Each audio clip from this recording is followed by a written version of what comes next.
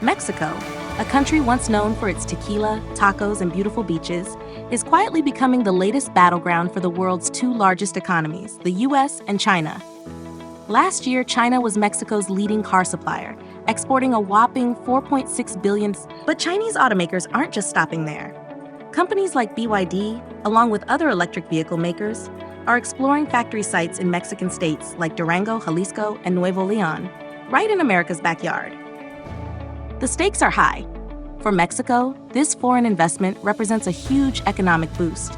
Local governments are even offering incentives to Chinese companies to build factories and create jobs.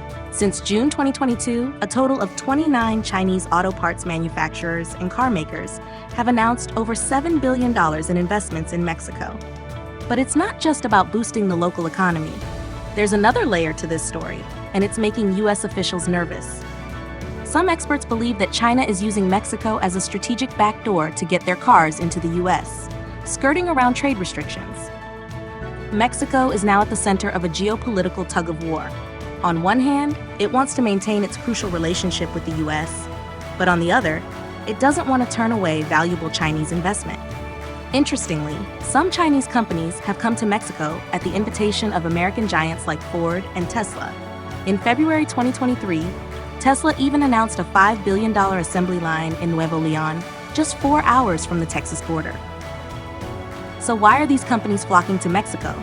Well, the US-Mexico-Canada Agreement, or USMCA, plays a huge role in this. Under the agreement, automakers must source 75% of their parts locally to qualify for free trade, up from the previous 62.5%. Chinese companies, who have historically worked with big global car makers, saw the writing on the wall. To maintain their market share, they had to move to Mexico. The rules of origin under the USMCA are based on production, not the origin of the capital. That means Chinese companies setting up shop in Mexico can still benefit from the agreement. But not everyone is on board with this arrangement.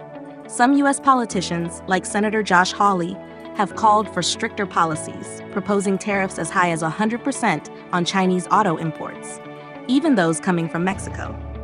These proposed changes could lead to major shifts in the auto industry and US-Mexico relations.